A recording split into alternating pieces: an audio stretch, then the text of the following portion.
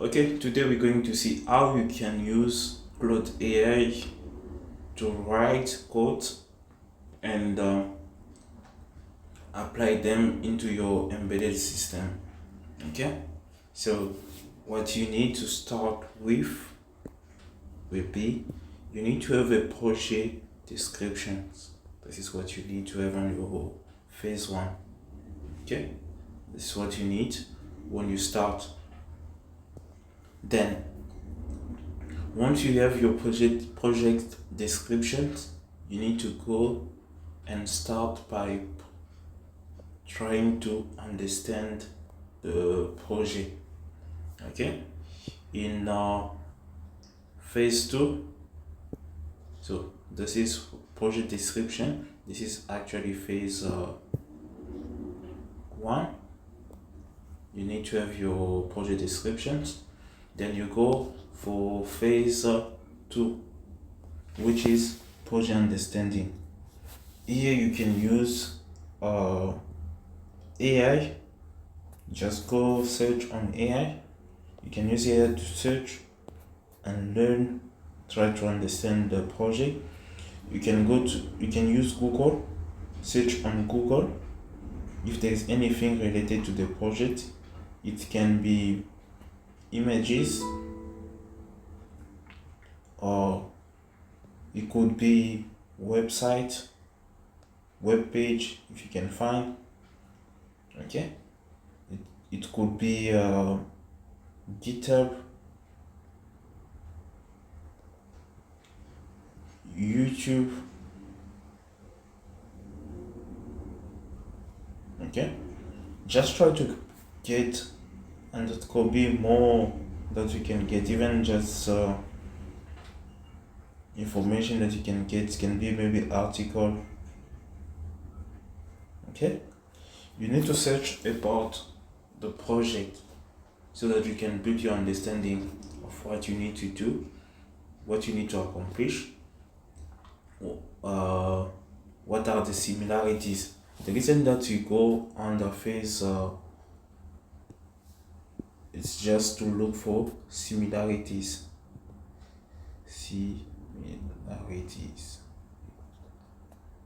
Okay, you're just going to look for similarities. Okay, that's what you're going to try to get on phase two. Now, once you're done with phase two, you're going to go on phase three. Okay, and this is just for you to plan out.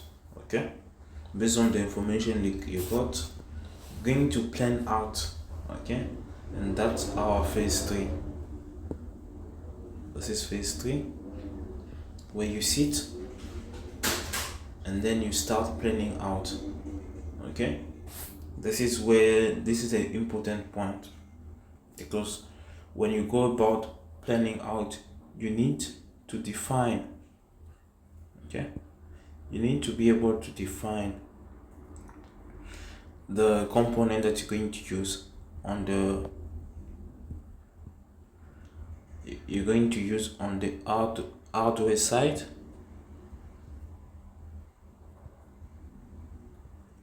Okay, and also on the software side, what you're going to need in order to solve the project with software tools. Okay, it can be all the tools that you're going to need. Okay, IDE, everything that you're going to need. Okay, so that's what you're gonna do on phase three, and you're going to establish them from step two. Okay, when you do your project understanding, building up your understanding in order for you to plan out.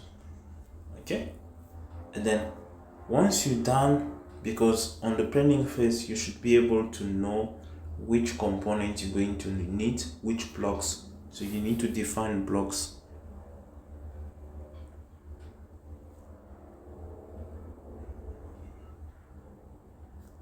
Okay, and What do I mean by defining blocks? Okay, so you need to define blocks that you're going to use on the planning phase. Okay, this is what I'm trying to, this is one example. For example, the title of your project is Smart Home IoT System. Okay, what you need to do on this phase, you need to define, you need to figure out if your smart home, for example, if we going to need to control light, okay, control fan, okay, door, okay. Let's just stick to this three. So this is what your system needs to control. Okay, now when you are on the planning phase, you need to identify all the blocks. Okay, so you're going like to have to describe what you're trying to solve, like on a designing phase. So you need to go to come up with a design. Okay, this is very important. Design on the planning phase. Design block diagram. Okay, and mention all the components you need, so that later on you're going to work according to that. Okay, so this is very, very important. Okay, and once you're done planning out what you're going to use, any component, you're going to go and start with the simulations. Okay, this is just a safe way just to give you for you to test it out. It's not gonna be 100% accurate, but it will give you something very important. So in this simulation phase, this is where you're going to take your planning phase and turn it into simulations. Okay, and the good part is simulations, it's almost like it's going to give you 50% or maybe 60% of what you're trying to achieve. Okay, in order for you to have the affirmation or to be convinced about what you're doing, so you need to go with simulation. Very important before you do any project. From here you will know for sure if you are using the right component. So simulation is very important. And for me, since if I'm working with simulation, I like combining Wokwi and Tinkercad when I work with Arduino code and ESP32. This is, and you're going to find them on the cloud version.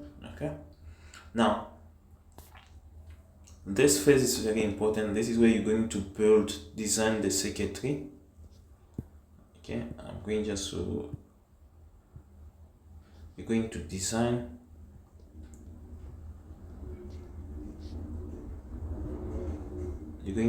the circuit. Okay, you're going to simulate to design the circuit, and you'll be able to define the you're going to use you're going to write the code. So design circuit, and then you're going to write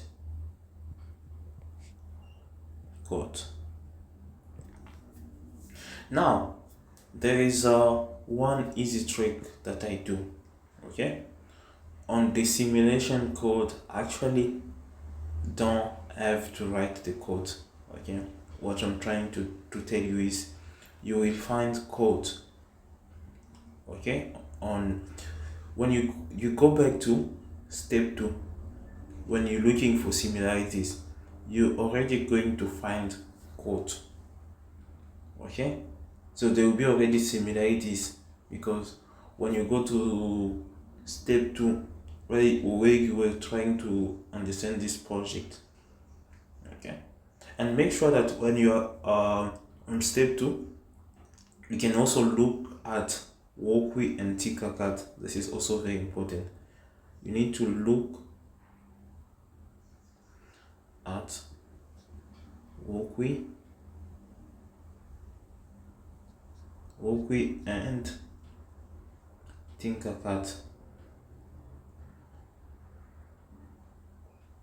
So you can find similarities for some project that you're gonna find into Tinkercad and Wokwi, just to make sure that you do that during phase 2. Okay, which is you're going to find the code. Okay, you find the code. You're going also to find some similarity circuitry that you will modify them yourself if there is a need for that. Okay, so you can build up.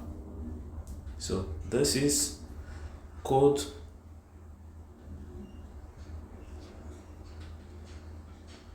can be found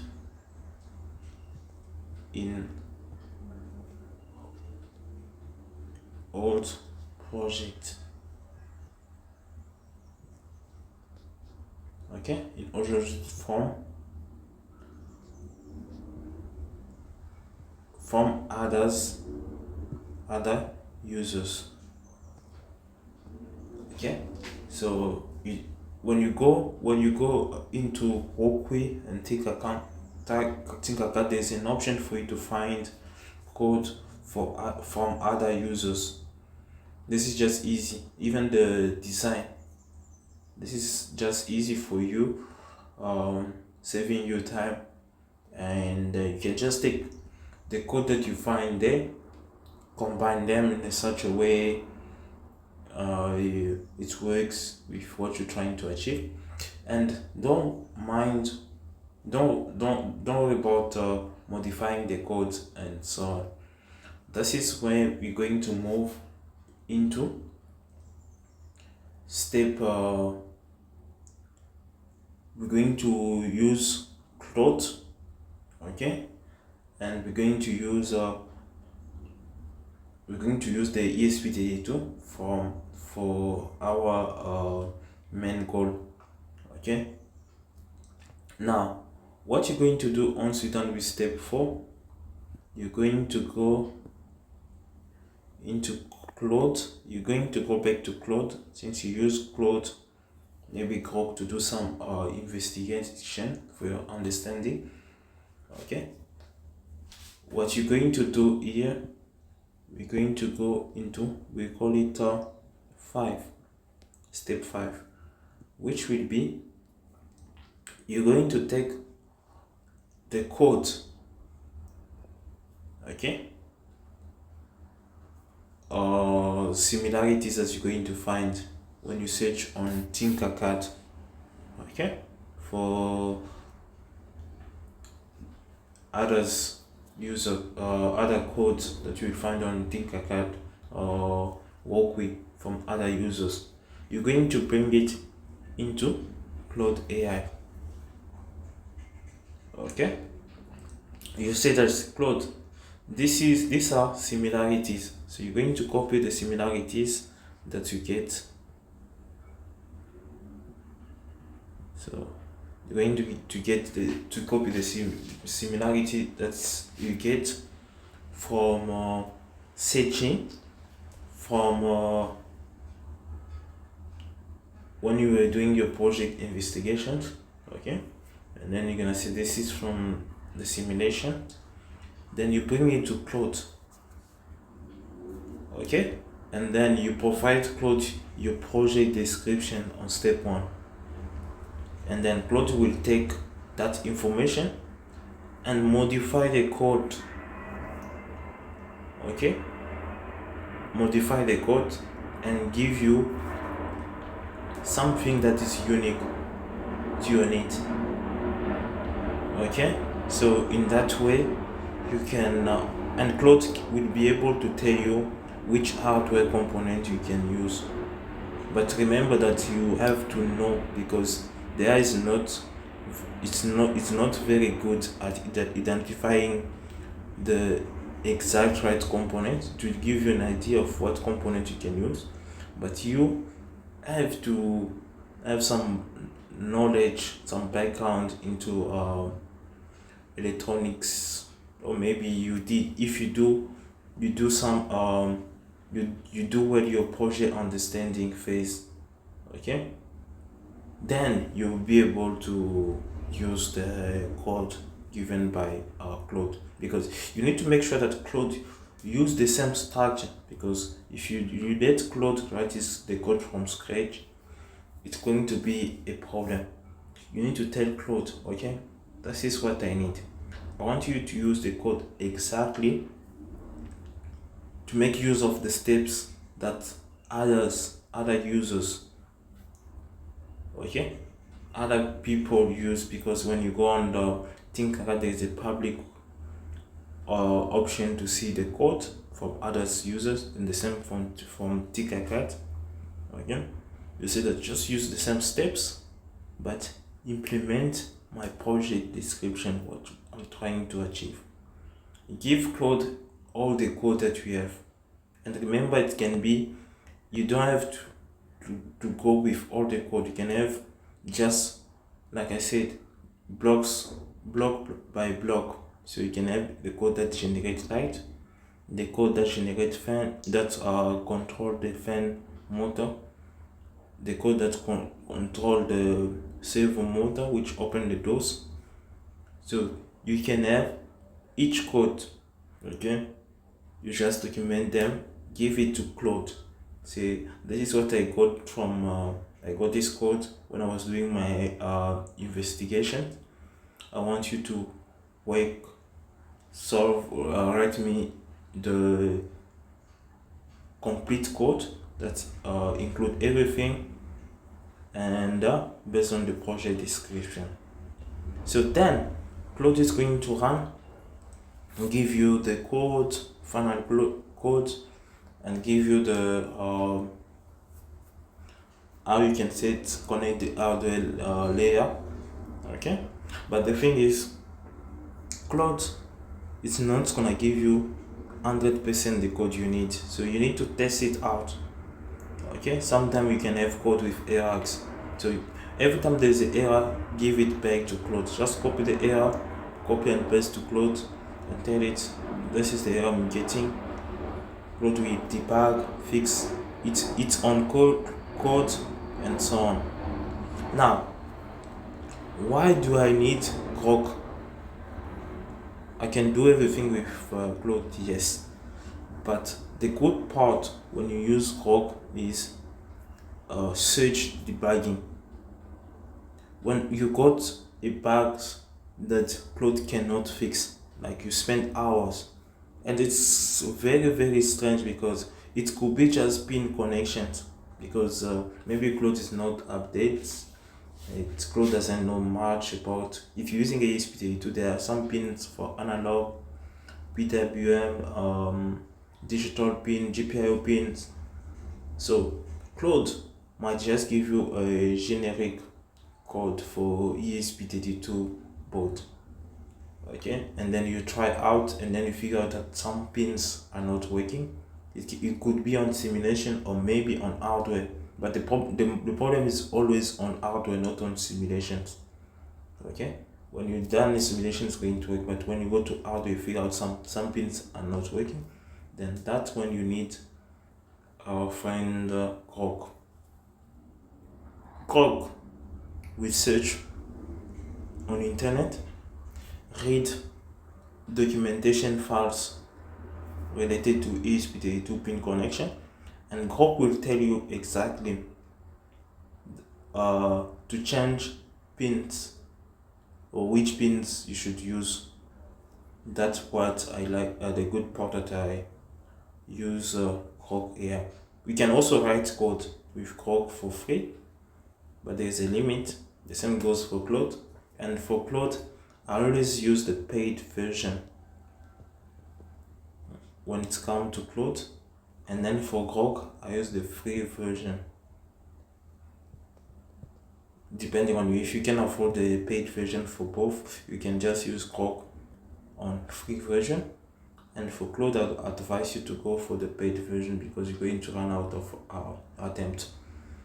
Imagine you have to run a long code that's been generated. Now, when you're done with generating the code, you can go back to Tinkercad or Wokwi simulate just to make sure that you're running in the right path. And remember, for this project, most of my IoT project, I would prefer using a ESP32 microcontroller. Why? Because it's actually easy, quicker. Okay, so ESP32 is much easier, simple, not very complex, and cheaper. That's why I prefer using ESP32, and most of my projects are IoT projects using the wireless connection. Okay, and this is how you go. Then when you're done with Wokwi, okay,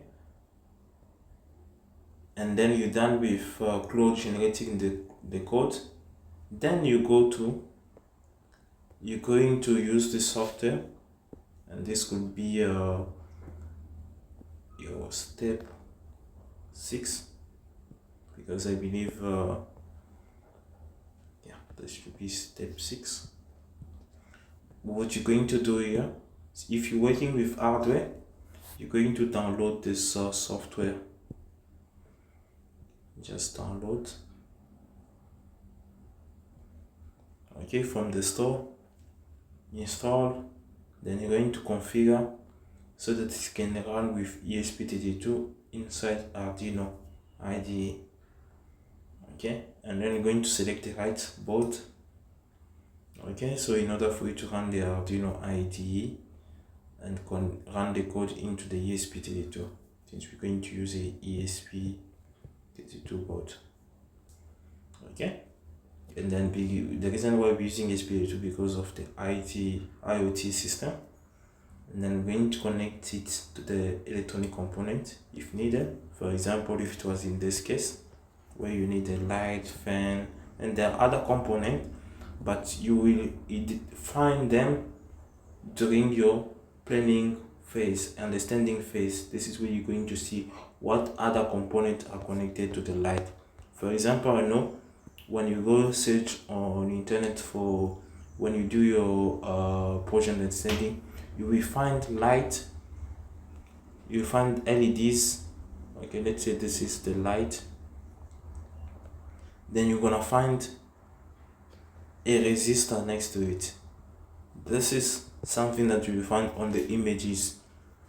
Okay, when you go to Google, under this section, you look for images, you will find them. Okay, or when you go to YouTube, you find them. So take your time.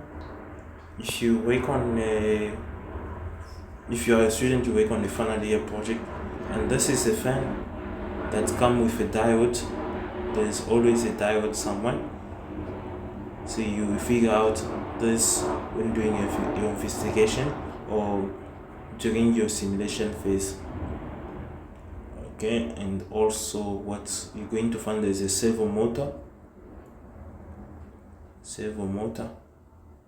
Okay, all of this you will figure out, because on your planning phase you'll be able to tell what other components will be connected there, because if you do your project understanding very well, this is the key. The important point are these two: project understanding and planning phase.